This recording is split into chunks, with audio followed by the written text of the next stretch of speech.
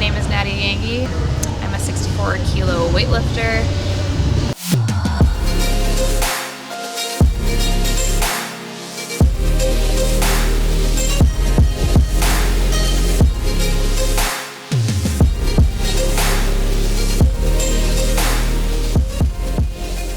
What are your best lifts right now, as of today? As of today? Yeah. My best lifts are, for a snatch, it's 90 kilos. For the clean and jerk is 115. Just PR'd my jerk at 121. Very exciting. Yeah. Can you give me a little bit of history on how you started weightlifting? So I started weightlifting initially when I did track. So I did 100, 400, 200, 4x1, and then we did some weightlifting just to kind of complement my sprinting. It was mostly like power cleans, power snatches at like no weight. And so that's where I initially learned to weightlift, and then I went from track into CrossFit. And so with CrossFit, that's kind of a lot of people's transition into weightlifting. So I did CrossFit for 3 years until I started competing in weightlifting.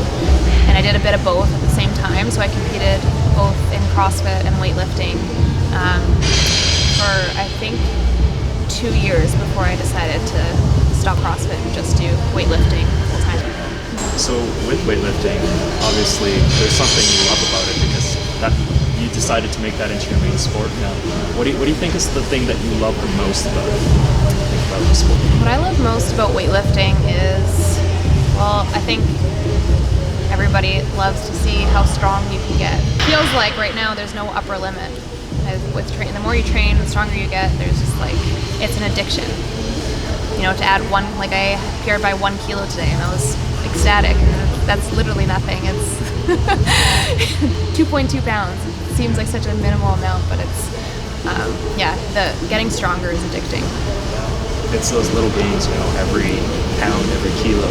Yeah. It's what really makes us wake up in the morning and want to get in the gym and do more. Absolutely, yeah. And I know there's a lot of ups and downs with weightlifting. It's not always, you know, a progression, but I feel like if you see a lot of highs in weightlifting and you see a lot of lows as well, but you know that you'll eventually come out the other end stronger.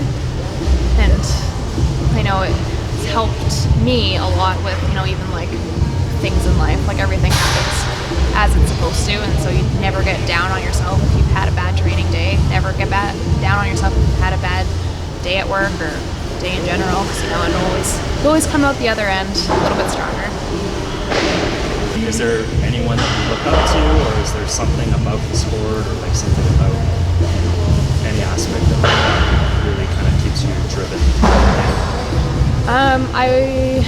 I don't know if I would like pinpoint a single person that is like my inspiration. I feel like there's a lot of strong women in the sport, and that in itself is inspiring. Like, it doesn't matter what weight class, even like, you know, my teammates and like the girls we train with are awesome. They're all strong, we're all supportive of each other, and I think that's enough motivation. It doesn't matter what level we're at, you know, watching the world's best is super inspiring, and you want to one day be that strong. But I think all of us, even just like in a training environment, is motivating. Every athlete, every weightlifter's experienced to some degree, you know, large and small, some sort of challenge or adversity or setback in their training and in competing. And I guess I'd like for you to give a little bit of insight on some of the recent challenges or just past memories that really helped you define who you are today. I love the question of adversity, because I feel like with weightlifting, like I said, it's not always like sunshines and rainbows, PRs, qualifying for teams. So I've had this goal since I decided that I was, you know, one day going to be good enough to be qualifying for international teams. I wanted to make the world team, and that seemed like a very far-fetched goal at the time. And I knew I had to work my way up there, and I knew there was a lot of very strong women in Canada, and I still had to be ranked among the best of these women. And so I qualified for my first international team last year. I went to the Pan Am Championships in Santo Domingo. I did really well there, and I ended up qualifying for Worlds there, which I put in my intent to qualify with like no expectation, and I ended up having a personal best. My total got beat, and so I got put down to the 3rd spot. So essentially top 2 per weight class can go. And so I was ranked 3rd. So I had one more shot to beat my total and push myself forward and hopefully make the world team. And so the next qualifying event I bombed. So my first bomb was a world qualifying event, so it was absolutely heartbreaking, but that's sport. Like, you're not going to have amazing competitions all the time. You're not supposed to. So, my first bomb out, and then it took a while to come back from that. You can't be too upset for too long when something bad happens. It happens to everybody. So I was like, okay, next year I am going to go to Worlds. I wrote it everywhere, on my wall, on my notebook, everywhere. I was like, I'm going to Worlds next year. So I qualified for my second international team. I went to Pan Am Championships again this year in Guatemala. Amazing experience. Same thing, put in my intent to qualify. I had qualified for Worlds there. And then, same scenario. Had one more shot to increase my total. I did okay at nationals, but not my best. I still hit the world qualifying total, and unfortunately was ranked 3rd, which happens. The girls that I'm competing against are very strong, and they're amazing athletes and amazing women. So they absolutely deserve to be on the team. So of course I was heartbreaking again because I was like, oh, this happened again. But I know that there's a better plan for me. I know that it's happened for a reason. So it's not like I didn't put my best self out there. I did. So I just wasn't good enough for that day. So just recently, I spent all summer, doing my training as if I was going to compete at the same time. We had planned to compete actually a week later than what Worlds is. So we were doing the same protocol of, our volume training, and then eventually lead into heavier intensity near the end of September. And so I got a call just actually last week saying that, because I was an alternate, so a spot had opened up for me to compete on the world team. And so, literally my dream just came true overnight. And I'm like, okay, that's why you don't spend time, being down about yourself or down about the things that are out of your control, because everything happens for a reason, and all you have to do is just keep pushing forward, keep getting stronger, and don't let it get the best of you, because you never know when your next opportunity will be to compete or do something that you set yourself out to do. So I get to compete on the world team in September, which is only 5 weeks away. That is freaking amazing. You must have been ecstatic.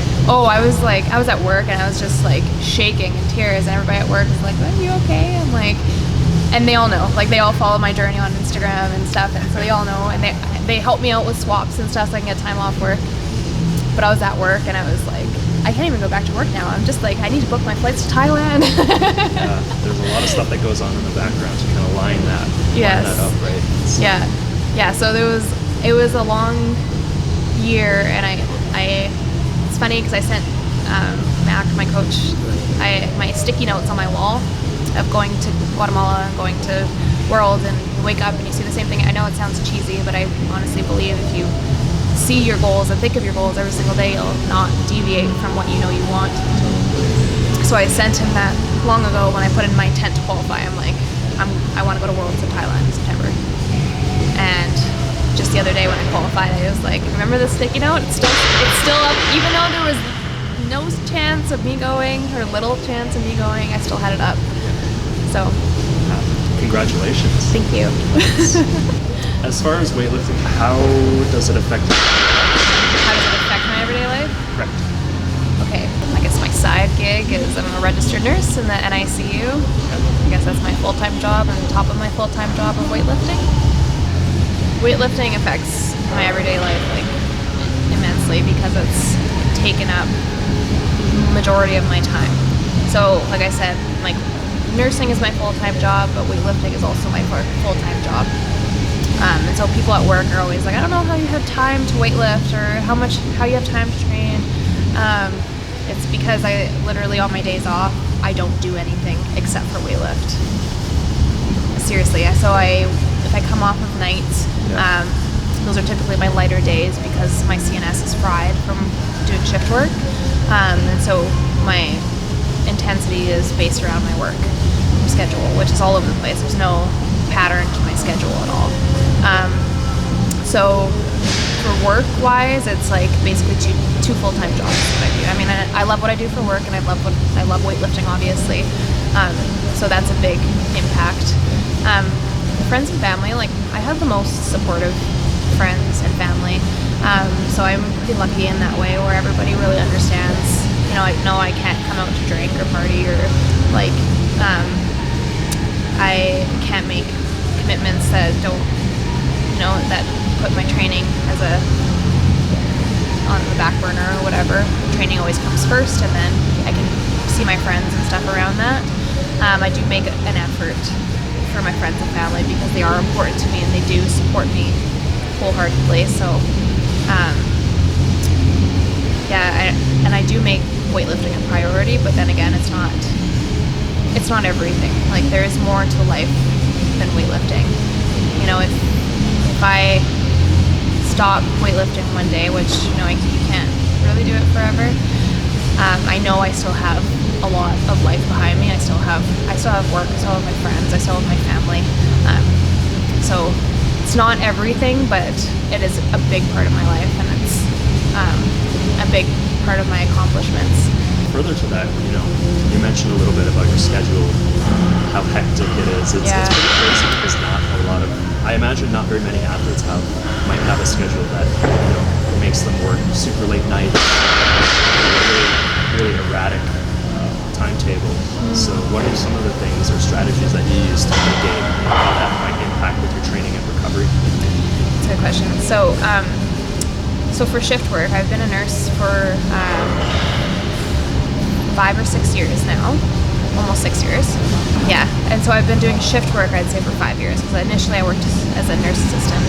So I've been doing shift work for 5 years now. And so do I get used to it? No, not at all. It's not like I'm used to working nights, or I'm used to working long hours. But I've definitely figured out ways to manage it, manage my stress, manage my sleep, and my recovery, especially because I've always done some sort of sport for as long as I can remember. So I think my strategies are always prioritize sleep.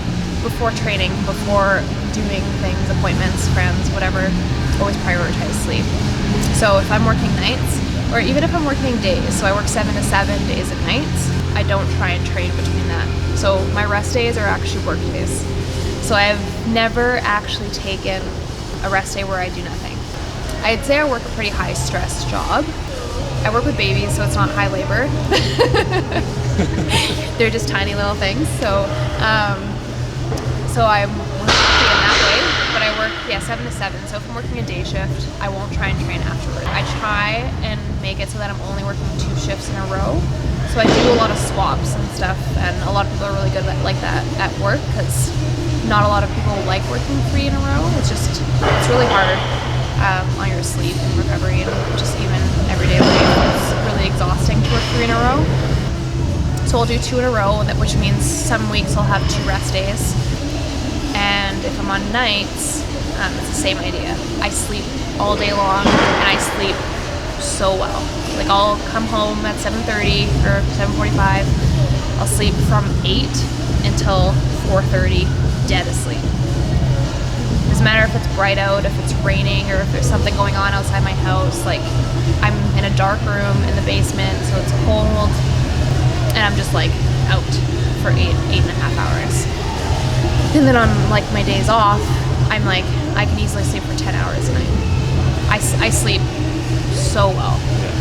So that's probably my biggest priorities between shift work, is like sleep. Like, don't try and force a training session. It's so not worth it. I've done that before, where I wake up early after a night shift and try and go train so that I can get back into like my normal routine of sleep. And it's not worth it. The training session is basically a waste. My CNS is so fried. I'd say the biggest thing is my joints just like ache after I come off of nights. Like, my knees hurt after nights or after days more than if I was back squatting. It's like, more than anything, it's weird, because I'm just walking for 12 hours, but my knees and my joints hurt more after work than if I was to do a heavy session. So I just prioritize recovery, and I don't do I bulk my sessions together, so I'll do longer sessions, and I train less days in a week. So I train, I'd say, max of 5 sessions a week.